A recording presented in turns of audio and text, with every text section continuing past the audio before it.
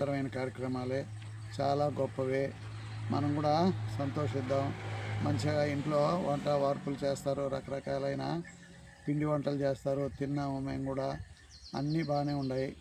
అయితే నేను ఒక 10 ప్రశ్నలు అడగదలుచుకున్నా ఆడవాళ్ళకి ఈ పూజా విధానాల గురించి.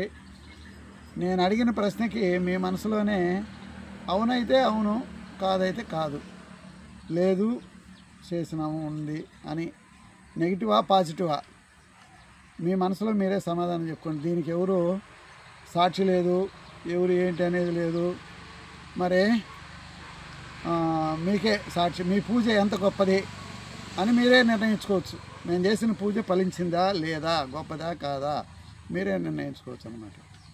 సరే, చాలామంది అంతా మంచి వాళ్ళే ఉన్నారు, ఆడవాళ్ళు గౌరవంగా పూజలు చేసుకున్నారు. వాళ్ళ పూజలు మనం అనుమానించకూడదు.